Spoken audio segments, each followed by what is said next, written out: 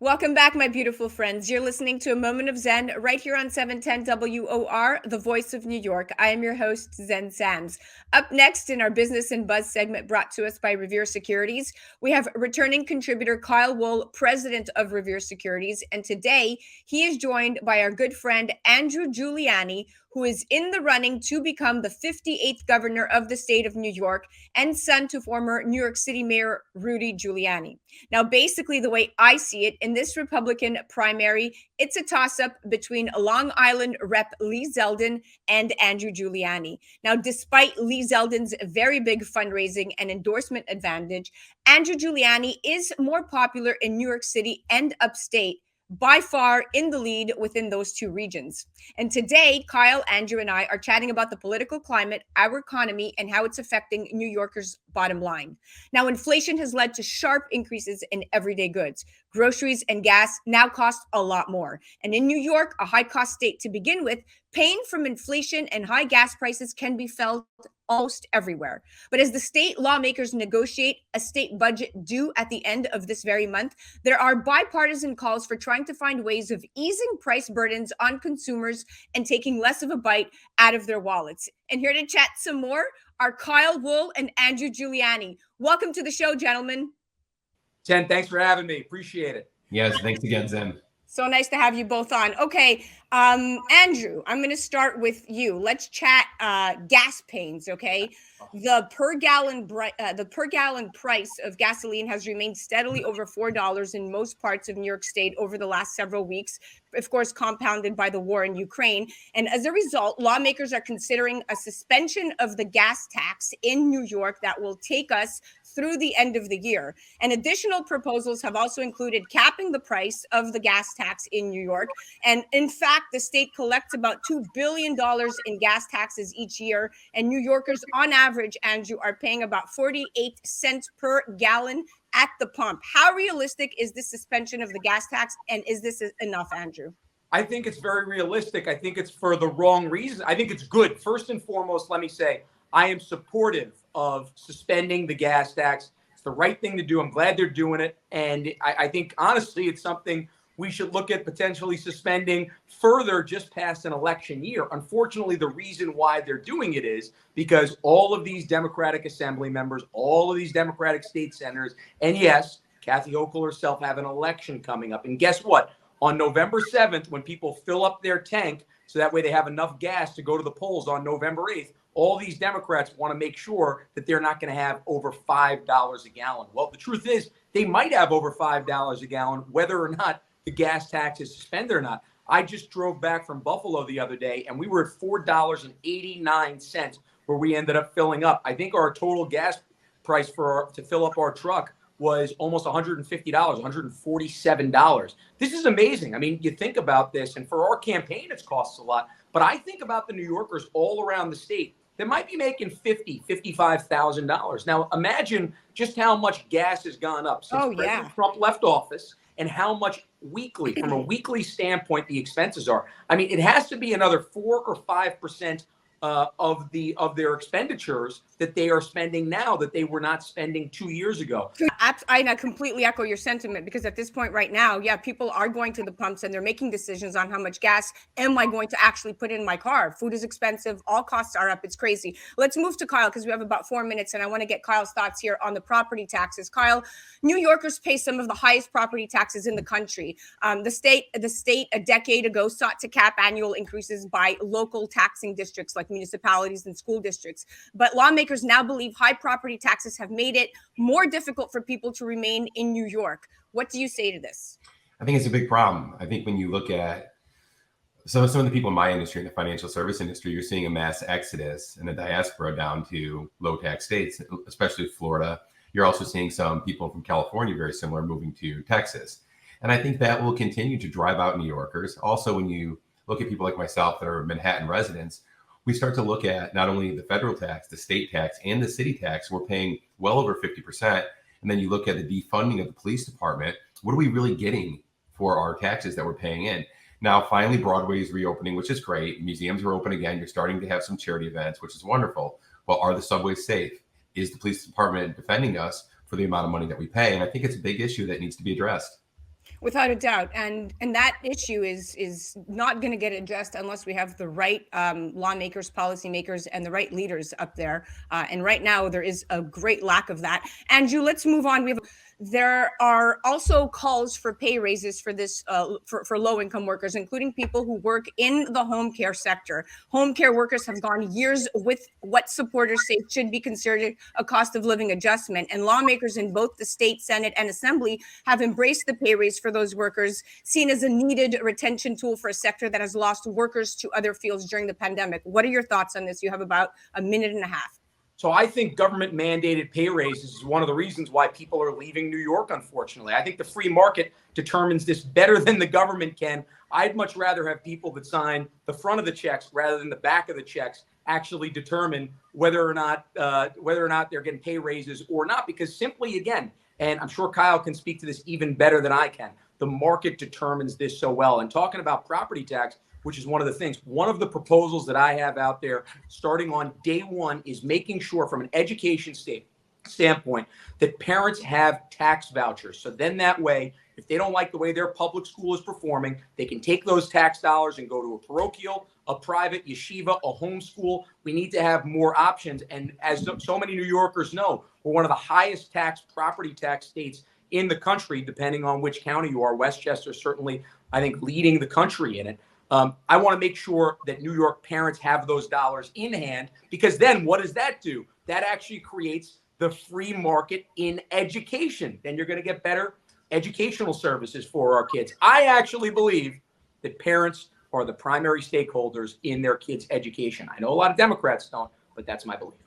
Kyle, let's talk about the efforts here that the political parties are both trying to make to ease the burden on New Yorkers. So a lot of it and a lot of these efforts are blurring political party lines when it comes to tax policy, and in my opinion, at least. In many cases, Democrats are joining Republicans in supporting permanently lower taxes or temporary cuts, including for high earners, right? But while the policies are aimed at helping Americans weather the fastest pace of inflation in like 40 years, economists warn that paradoxically, cutting taxes could exacerbate the very problem lawmakers are trying to address. By putting more money in people's pockets, policymakers risks further stimulating already rampant consumer demands, pushing prices even higher nationally. What do you say to this?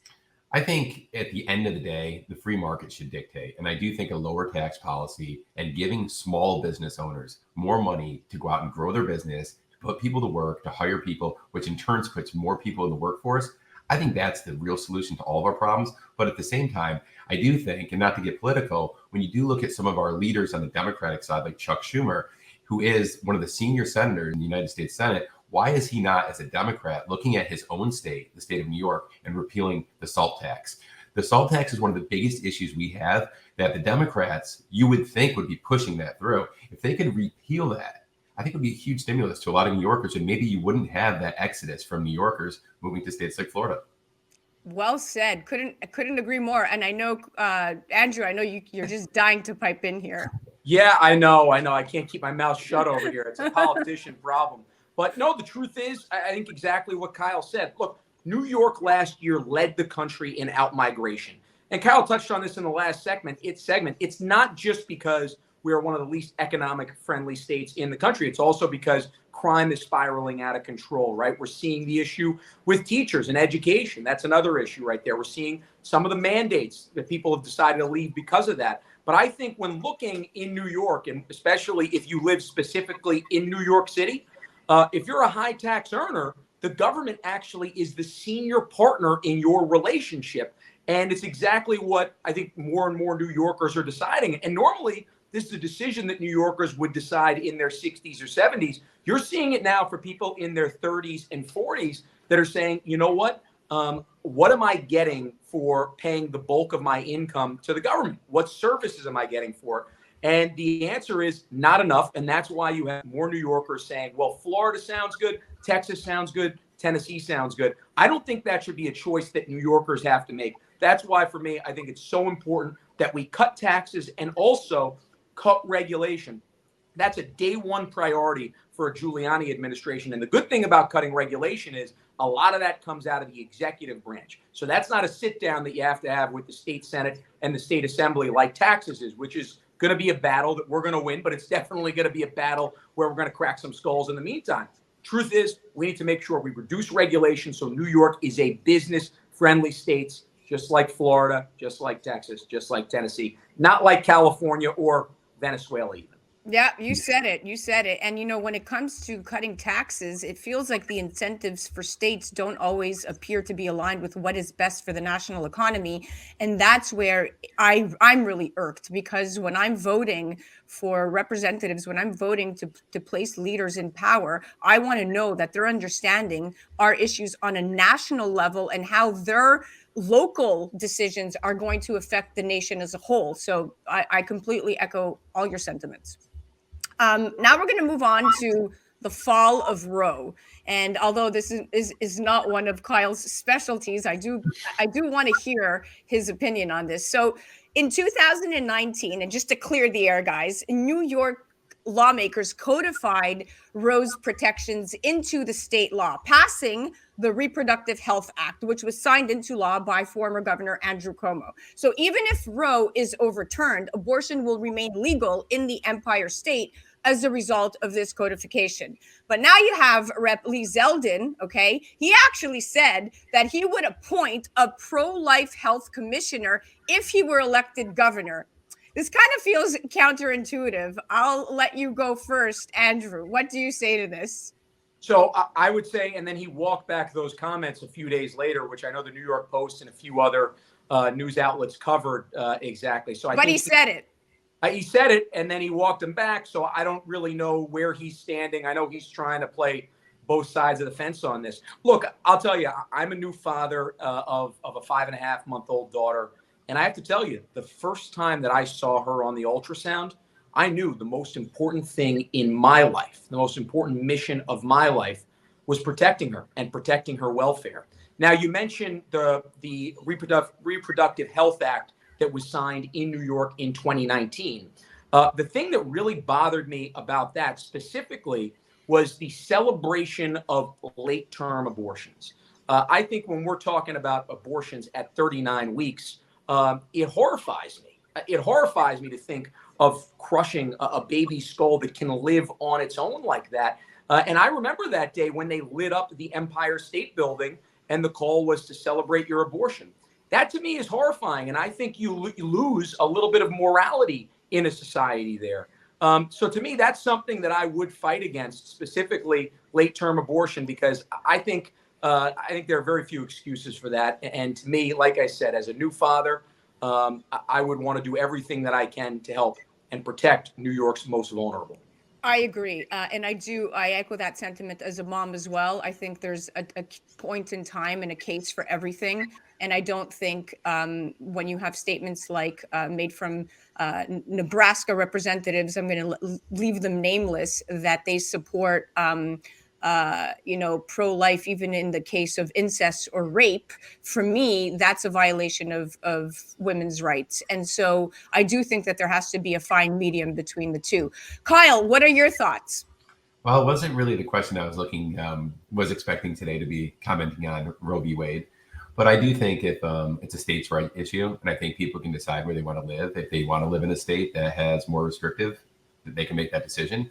I would also look across the pond at some of our friends in Europe, especially Germany, Spain, France, and they've pretty much as a society come together as a consensus that late-term abortion is an issue.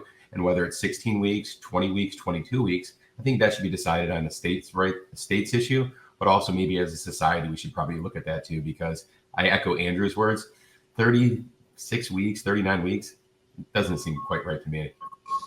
Yeah, exactly. And these are average New Yorkers responding to average questions, and where you're asking people what feels right and doesn't feel right. And here you have policymakers taking these rights, manipulating them to their advantage, to their political advantage. And that's where you lose me, because this shouldn't even be a political choice. This is a human rights choice with certain restrictions that I do think need to be added and modified.